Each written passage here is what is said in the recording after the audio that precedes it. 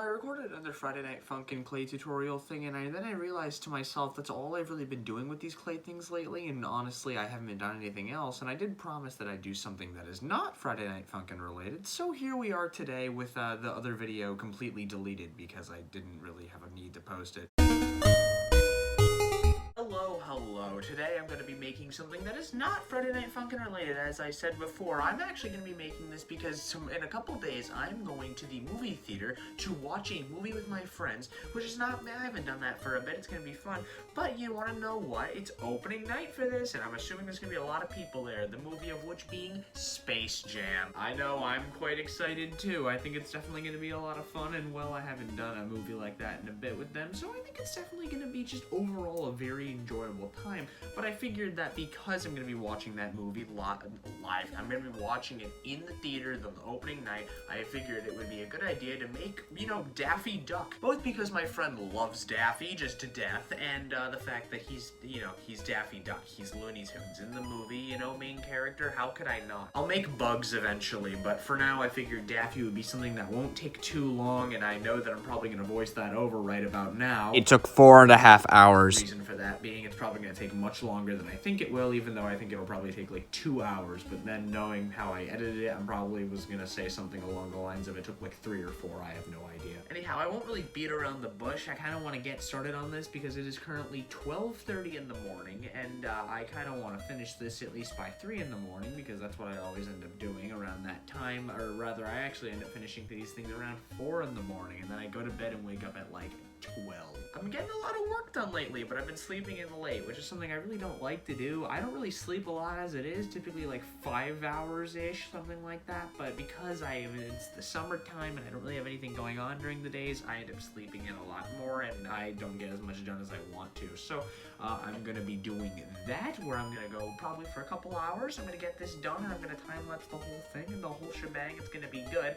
I already ended up doing another thing today, where I'm recording another bit for the for a video coming up. I told you I got plans. Oh boy, do I have plans. I'm just going to explain what this project entails, and well, we're going to get this done in a little bit. Now, one thing I don't really normally explain is what exactly you need to do these projects. I did it a while back in some of the original clay tutorials, but those weren't really all that good. I never really did a good job of it, and that was when I used to edit without actually editing, where I'd just throw clips together and I wouldn't edit the length of them. I would just throw them in there and I'd save the video, and then I'd send it over to YouTube, which wasn't really the best way of doing things because I didn't have a very good way of editing them in and kind of giving you good information without me just like either talking really slowly or just, I don't know, I guess I've gotten more onto the YouTube track of things now where I've actually gotten good editing and then, fast-paced talking rather than the like slow, stupid things I used to do. Anyhow, the reason I say that is because I'm going to tell you what materials you need for this. The brand that I use is Sculpey Clay. It is the brand Sculpey 3. It is very, very good. It's just what I've been tending to use a lot lately, and I get it in bricks typically that look like this, and I get a whole bunch of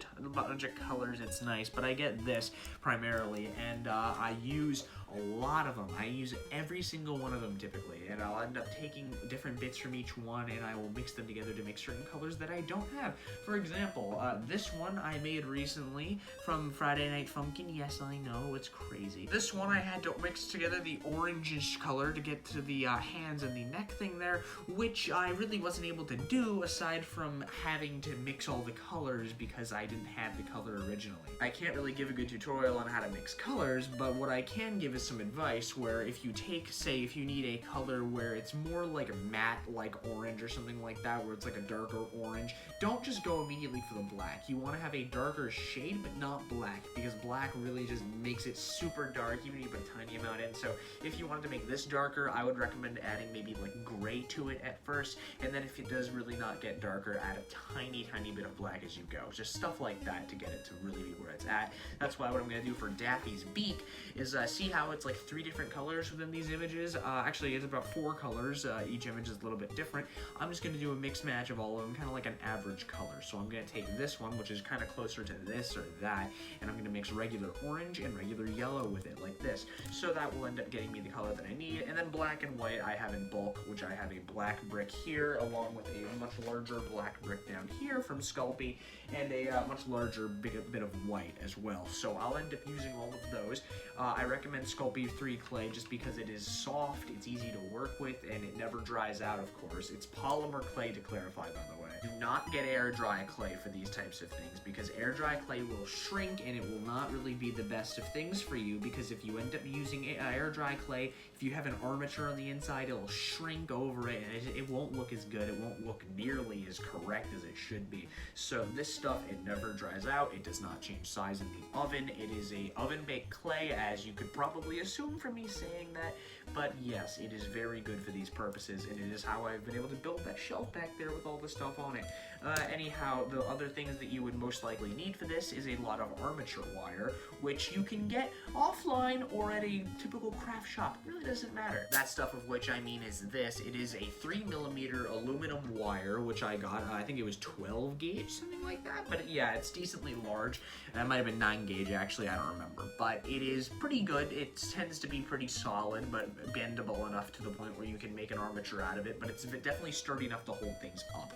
Now, the thing that you need this for is because it makes the little rigid skeleton on the inside that I've mentioned in these other tutorials a while back, and it kind of gives it just structure overall, because the clay, it's strong, but when you bake it, it becomes soft, and then it hardens once you take it out of the oven. So obviously it's not going to be just stand up on its own if you have it in that shape, so you need to have this to cover over the top of it with the clay to give you that armature bit to it so that it can stand and it can just go well for you. Now, some of these things you don't necessarily need, but I do recommend them. This is a clay pasta roller, or it is essentially just a pasta machine, but they sell them in the clay aisles at your typical craft store. I have a Michael's and a Hobby Lobby near me. They tend to work very well, but they have this there. It's like 30 bucks, but it's definitely worth it. It rolls your clay into thin sheets. It has 9 different thickness settings that you can put it on to, 9 of which being absolutely like, I mean, it's pretty big. It's about 2 millimeters, I believe, thick, which doesn't seem like that thick, but in all fairness, it definitely is compared to the rest of these things, where it goes back to like 5 millimeters. It's just, yeah, you get the idea, right? It makes it easy because then I can cover the outside of some sculptures with those little layers and sheets of clay, which makes it smooth overall, because that thing smooths it out as it comes out as a sheet, so you cut it into strips and then you wrap it around everything. I'll explain a little bit more in the time lapse when I do that, but yeah, that's basically all you need with it. But you don't necessarily need that, because you can get something like this, where you can just roll out the clay physically onto a desk. I mean, you can really do whatever you want. However, I do recommend getting that. You don't need this either. You could just roll it out with your hands, but it's just hard to do. And frankly, I know a lot of these tools are optional and expensive, but when you make as many of these things as I have, and you've been making them for like 4 years, it's definitely good to make the investment, because you're going to keep making them. Now, I have a ridiculous amount of clay tools as well. One of these things of which being a dentistry tool set, which is the ones they use like on your teeth and everything. You can buy them off Amazon for like 15 bucks. That's what I got mine with.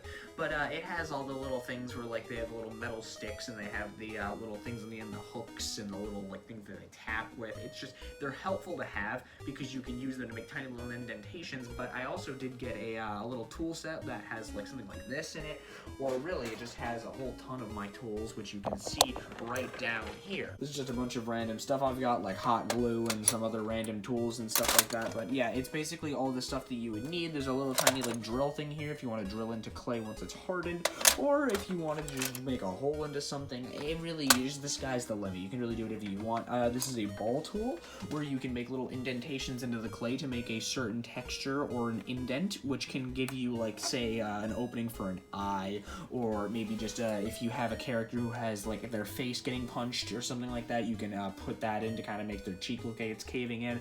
I have multiple different sizes of this tool. Of course, you have one in here and one on here, and I have a bunch of other ones like that one there and that one there, which they're very helpful. I'll say that as much. But the ones I mainly use the most are these. This is extremely helpful, especially this little fine-tipped like rubber tool bit at the end of that. That's really helpful.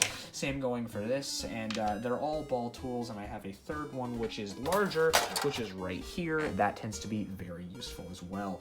One other good thing that I recommend to have have is for the armature wire, of course, I needle nose pliers, because not only do they have a function of cutting wires, but they also are able to bend your wire fairly easily, and overall it just makes things a lot easier for yourself when you're trying to make something like this, where if you need to bend down, you bend it into a foot, loop it around, and then it goes back in over into the arm. Same for that side. And it just, you can't really do that with your hands as well as you can with a pair of things like this. It makes it just overall more tight and like concise. It works better for the purposes of this. I also use a little bit of bulk clay, which is a bunch of white clay that I bought and a bunch of other random colors that I just don't need, that I don't really use. I just throw bits in here that are too small for me to use later. So if I have like a tiny bit of like black clay like this, I'll just stick it into there if I don't have enough black clay to add that back to.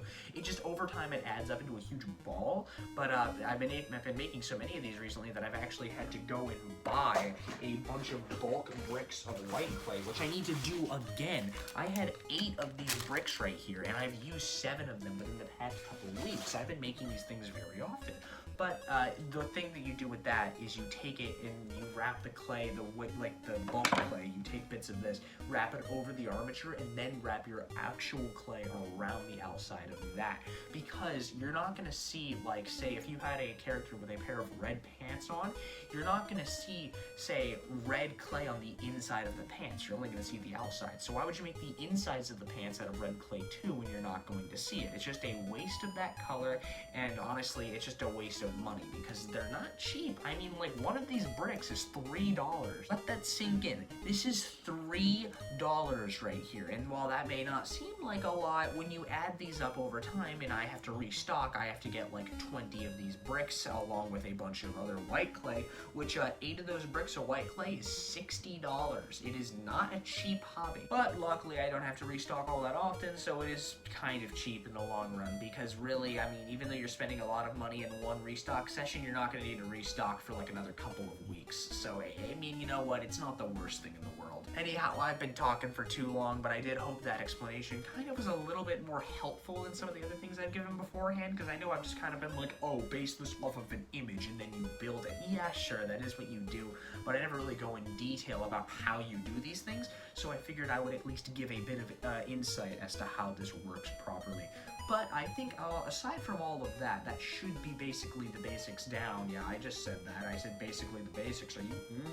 Perfect. Anyhow, you get the idea. I'm gonna just start going on here with my little rant tangent on the time-lapse thing with my little voiceover.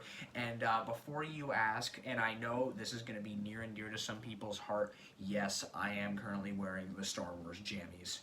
Alright, you know the drill. We start off with making the armature out of the aforementioned wire that I said earlier, which you then cover with the clay I mentioned before just as well. I'm glad that you now have some context as to what all these materials are, because it makes things a lot easier. As for the feet, I cut out a triangle out of clay, and then I cut off the sharp corners and edges by making them a little bit rounder, and then just cutting the ends off, and then rounding them out with some tools in my hands. It just made it easier.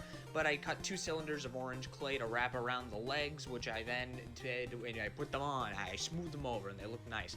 You just smooth over the little seams of the clay so that they're no longer visible, and then you can take that stuff from the clay machine that I mentioned before. You roll out a sheet of black clay and you roll it over the top of the top of the stuff. I'm not doing this voiceover twice, I'm sorry, but yes, you essentially take clay and you wrap it around both ends there. This is not going to be a long time lapse, but you want to know what? I frankly don't care all that much. All you do is you take like cylinders of black clay for the arms, wrap them around the aluminum wire. The hands are just 2 rectangles with 4 cylinders each on them that you round out, and you take the edges off of by cutting and smoothing. And for the head, it's basically a black rectangle that you smooth the edges over again. The bill is just a very long oval with a wider front to it, and the cheeks you just kind of have to model for yourself. But that's about it. Hello, it's the next day and this thing is finished. I baked it in the oven and it's now pretty much fine. I'm gonna polish it later. You get the idea. But yeah, that's about it. You got Daffy Duck. You got my guy here. He's having a good old time, and I'm gonna go see Space Jam tomorrow, so it's gonna be a good old time. I hope this was insightful, and if it was, I hope that if you make this, that you have the best of luck while doing it.